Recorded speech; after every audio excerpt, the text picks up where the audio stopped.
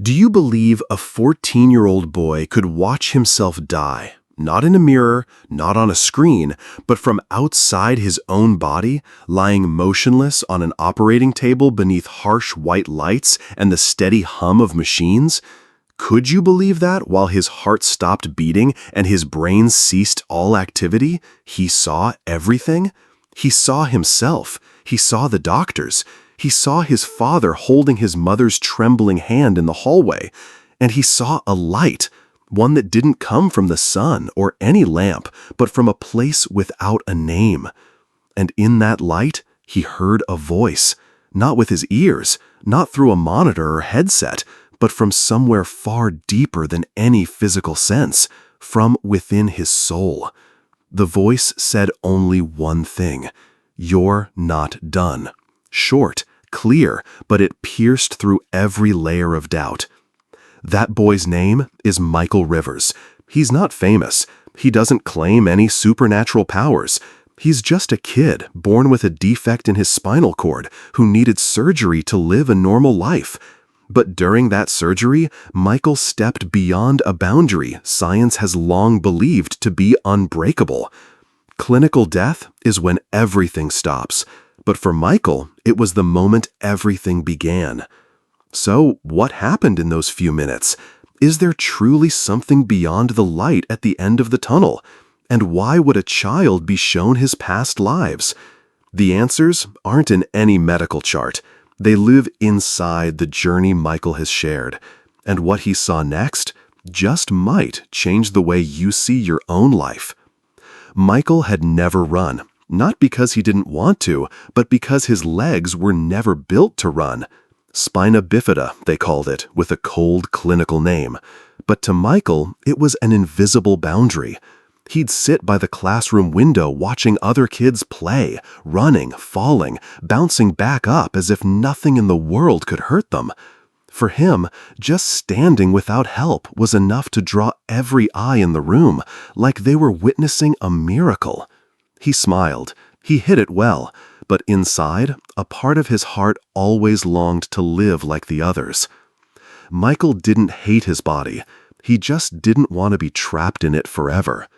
And then came the day. The doctor said they could operate.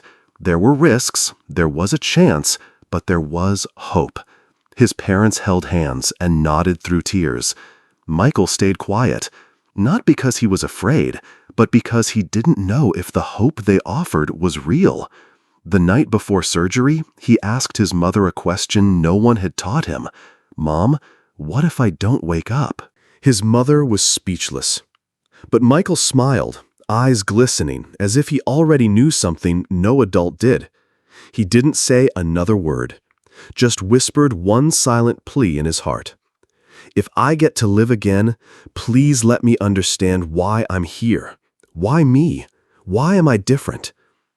He wasn't afraid of death. What Michael feared was living without knowing the meaning of his life. And that silent question, unspoken, unheard, was the very door that opened what would come next. Because in the moment the surgeon's blade touched his skin and his heartbeat faltered, a journey beyond the body began. And what Michael saw in the next moment was nothing like anything you've ever imagined about death.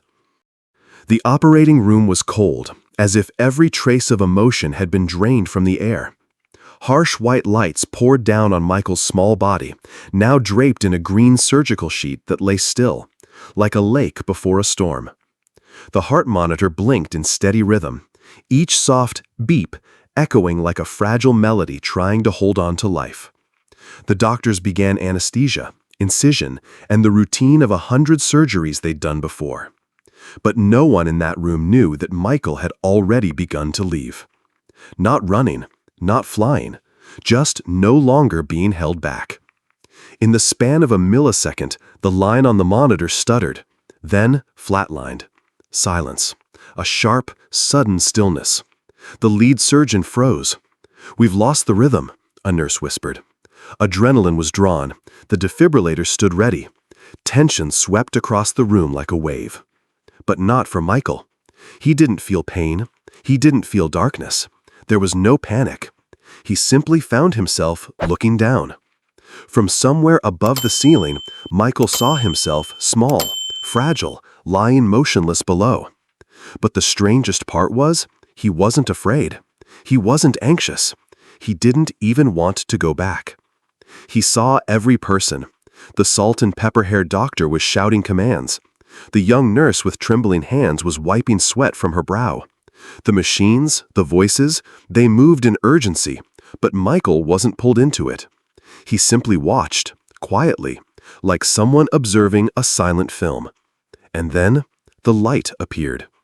Not the glaring light of surgery lamps, not harsh or blinding, but soft, vast, like a doorway opening in the middle of nowhere. And he was being drawn toward it. No resistance, no fear, just a gentle, absolute invitation. No one in the room realized that Michael had begun to step into a place they could never follow. A place without time, without form, only presence more vivid than anything he'd ever known. But what waited beyond that light wasn't an ending.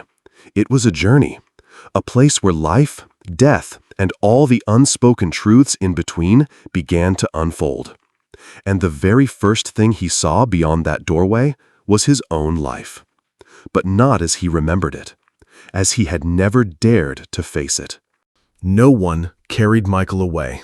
No doors flung open. No voices called out.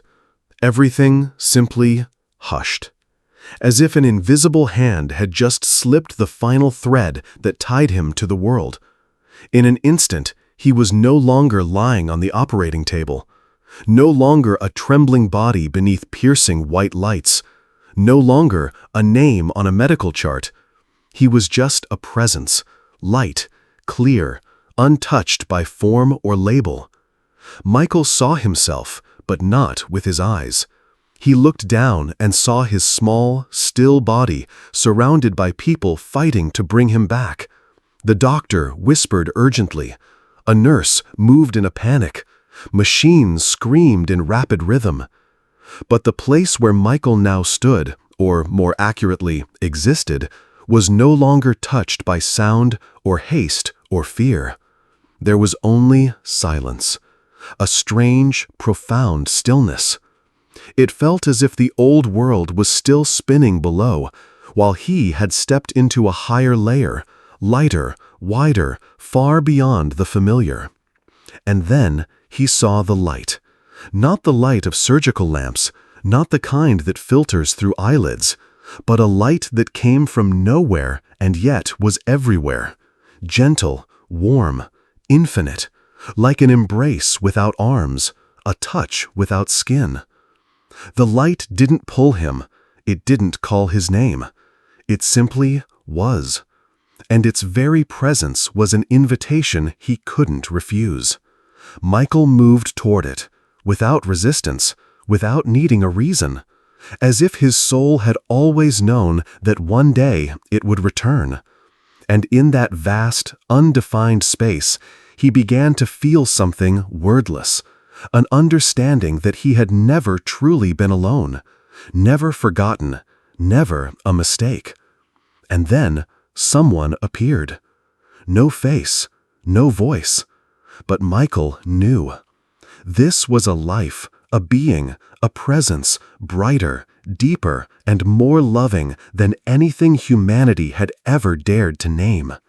They didn't need to speak. They simply helped him remember who he truly was. Not the disabled boy, not the patient on the table, but an eternal soul, limitless, walking a path to learn how to love. And then the images came. His life, every moment, every word, every glance, every action began to play before him, not like a memory, but like a feeling. This wasn't about recalling. It was about experiencing. Everything Michael had ever done to another person, he now felt as if it were happening to him. When he had hurt someone, he felt their pain. When he brought joy, his heart lit up with that same warmth. There was no judgment, no punishment, but nothing was hidden. And Michael began to understand that life isn't about being right or wrong. It's about learning.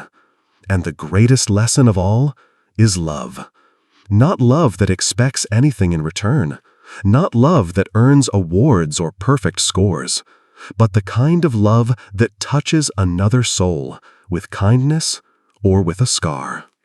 Michael thought he had left life behind, but in truth, this was the first time he had ever truly seen it. And what he was about to witness next would forever change how he understood not just his existence. After seeing himself, not through a mirror, but through the eyes and feelings of others, Michael thought the journey might be over, but it wasn't. It had only just begun. The light was still there, wrapping around him in a peace too deep for words. And then, like an invisible tide, another layer of reality began to unfold. This time, it wasn't the life he knew. These were unfamiliar memories, so distant, even Michael didn't understand why he could suddenly remember them. He saw himself, but not as Michael, someone else, in another time, with a different face but the same eyes. He saw himself as a young boy in Europe, working with wood, poor but gifted with skilled hands. Then as a soldier, caught in the tension of life and death decisions. Then, in a flash, as a woman, crying silently as she handed her child over to someone else to raise.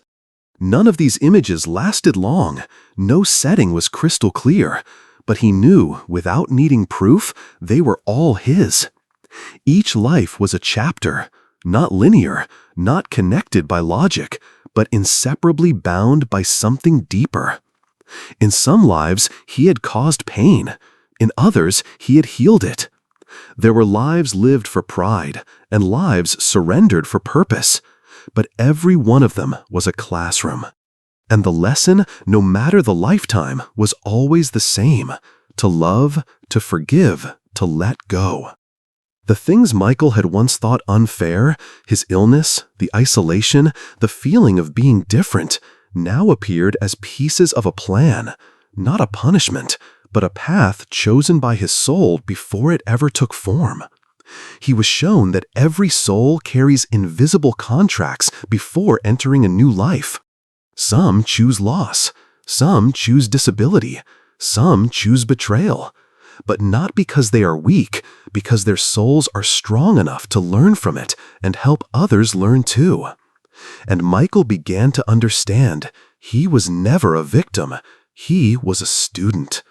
And the very thing he had once hated, his difference, was the exact tool his soul had chosen to grow. He also came to understand death isn't the end. It's a doorway into the next classroom, and no one is left behind. No soul is condemned forever. Every single one is given the chance to return, to live, to love, to make mistakes, to make amends, and to continue the journey. Michael could feel the presence of other souls, like glowing points of light, moving through that vast space, each one on its path, yet all connected by something immeasurable: love. There was no religion, no boundaries, only souls evolving. Every person you've ever met, loved, hurt, or been hurt by wasn't random. It was a sacred design, a divine arrangement, so you could learn the lessons your soul still needed to learn. If someone had hurt him, perhaps at a deeper level, he had agreed to it, so he could learn forgiveness. And if he had hurt someone, that too was part of his soul's exam in spiritual growth.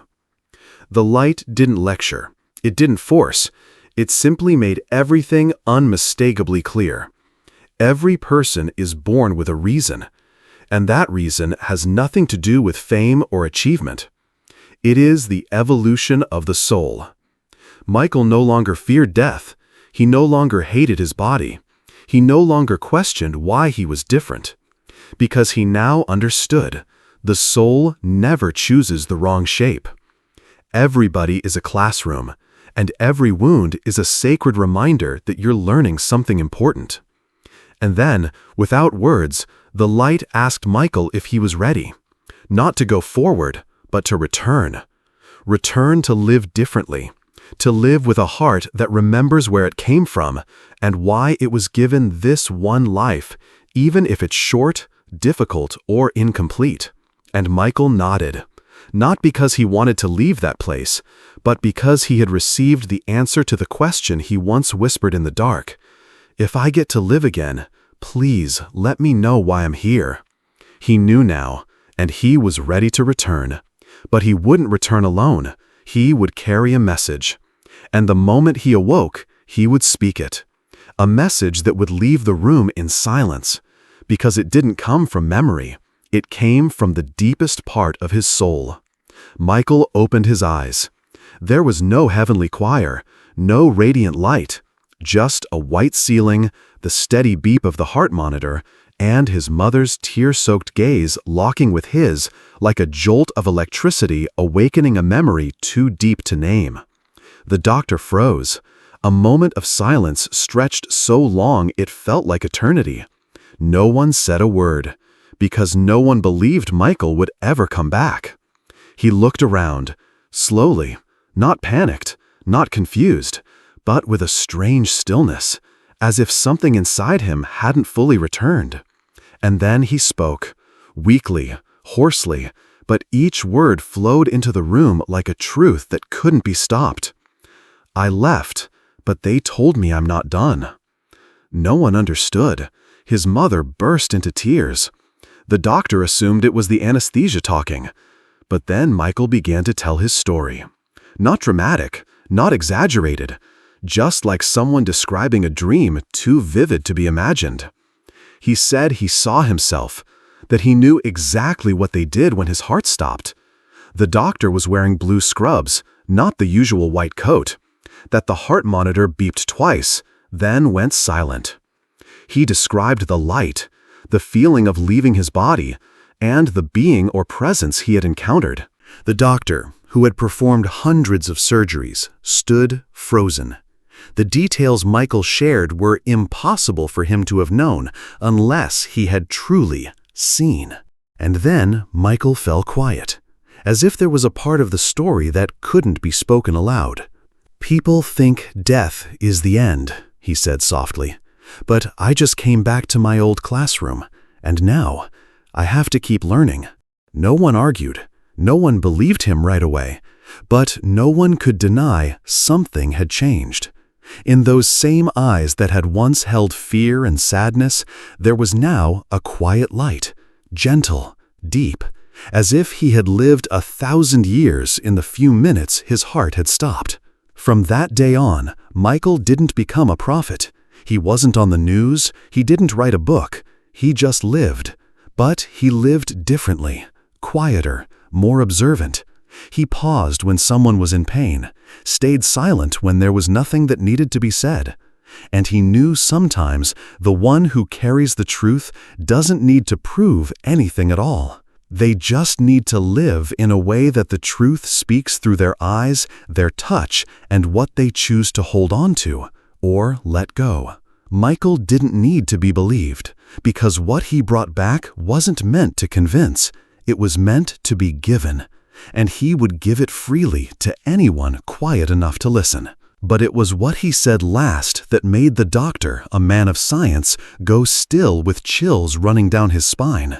One short sentence, but it reached a place that knowledge could never touch.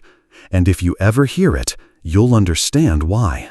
That day, in a hospital room washed in pale sunlight, the doctor sat beside Michael and asked, not like a man seeking answers, but like someone no longer certain of the world he once trusted, "What do you think was the most real thing you saw?" Michael looked at him. He didn't speak right away. He closed his eyes, then slowly opened them again, as if choosing each word not to answer the question, but to protect the silence. He said, "They didn't show me how many lives I've lived. They showed me how much I loved each of them." And the doctor, a man whose life had been built on scalpels, heartbeats, and data, didn't ask another question. He just sat there, longer than usual, as if afraid that standing up might make something sacred disappear. Michael's story never went viral. It didn't make headlines, but the people who heard it, they never lived quite the same. Some began to forgive. Some picked up the phone and called parents they hadn't spoken to in years. Some simply stood a little longer in front of the mirror, looking themselves in the eyes. Because what Michael brought back wasn't about the details. It wasn't about the light. It wasn't about having died or come back. It was something smaller, but something every one of us forgets. You didn't come here to get it right. You came here to learn how to love. And you don't learn that from books. You learn it from every heartbreak, every time you make someone smile, every time you forgive without an apology, every time you choose silence instead of blame, and every time you pause just to feel. Michael lives, but not many know his name. He doesn't appear on television. He doesn't stand on stages. But if you ever saw him walking by, you might notice something, a quiet kind of peace, as if he's always walking with someone beside him, even if no one else can see. And maybe that same presence is walking with you too. So if tomorrow you were to watch every moment of your life, replay every word you've spoken, every glance you gave, every person you've hurt, and you felt it all, as if it were happening to you, would you live differently? Michael saw it. He came back. And the final question he left behind wasn't meant to shock you. It was meant to hold up a mirror. A simple question, but not an easy one to run from. If you had no tomorrow, would you be proud of how you're living today? Death isn't the thing to fear. The real tragedy is living your whole life and never knowing why you were given the chance to live at all. You're still here. That means you're not done yet.